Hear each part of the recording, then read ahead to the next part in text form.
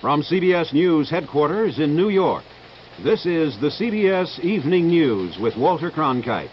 And in Washington, Dan Rather, Roger Mudd, Fred Graham, Marvin Kalb, Peter Kalischer in Syria, Dean Braylis in Syria, and Tom Fenton in the Sinai.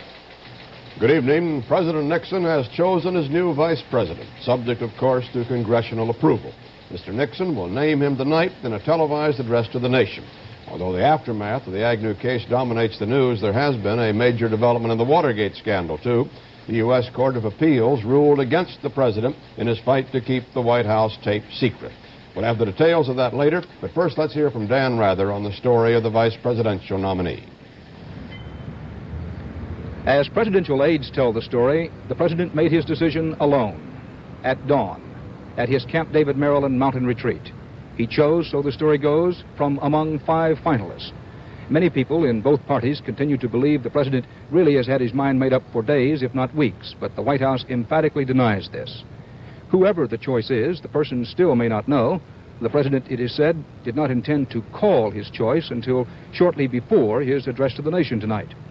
The president invited members of Congress, his cabinet, the diplomatic corps, and the Supreme Court to hear the announcement in the East Room. The Supreme Court declined the invitation, saying that it might appear to be inappropriate to attend. Whether the person chosen is to be in that room tonight is officially unknown. Others believe that he will be in the room.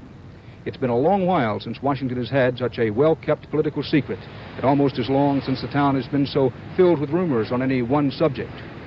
The president was reported to have said privately today, "My choice may be somewhat of a surprise to some," but it was unclear as to whether he meant the name would be a surprise or meant something else. If anyone other than the president knows the name of the nominee, it is not apparent. Even Mrs. Nixon said this afternoon she didn't know.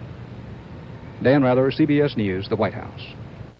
CBS News will cover the president's address live beginning at 9 o'clock Eastern Daylight Time, to be followed immediately by a special report on the selection. The 6-year-old 25th Amendment requires that the House and the Senate, by majority votes, approve the president's choice. But since the matter has never come up before, there was considerable wrangling in the Senate today over how to proceed.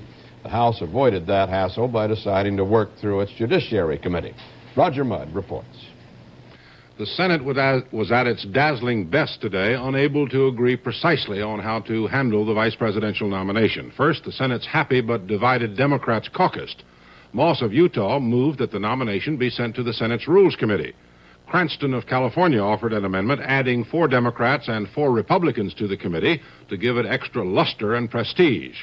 Then Hollings of South Carolina amended the amendment, adding just 3 Democrats and 3 Republicans. The caucus accepted the Hollings amendment, 24-20. Then it accepted the Moss resolution as amended, 24-20.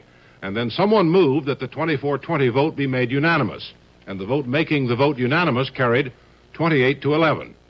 But then the Republicans refused to go along, fearing that the Democrats added to the Rules Committee might turn out to be liberal troublemakers. The whole issue went to the Senate floor, where it quickly became apparent that the enlarged Rules Committee plan would not pass. Democratic liberals, knowing that they were beaten, prevented a vote until tomorrow, when they will know the name of the vice presidential nominee. His identity, figure the liberals, could change some votes. During one fast exchange today, Allen of Alabama called the Senate's predicament utterly ridiculous. Assistant Democratic leader Byrd was so offended that Allen got unanimous consent to change it to utterly illogical. Roger Mudd, CBS News, Washington. In a telegram to the congressional leadership today, CBS President Arthur Taylor urged that the committee action and the floor debate on the vice presidential nominee be open to live television coverage.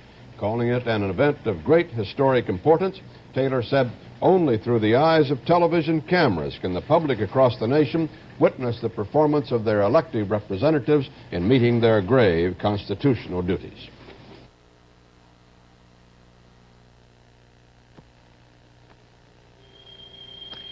Perhaps once or twice in a lifetime, there comes an invention so radical and new, it actually changes the way we live our lives. Television was one. Now Polaroid invents the SX-70.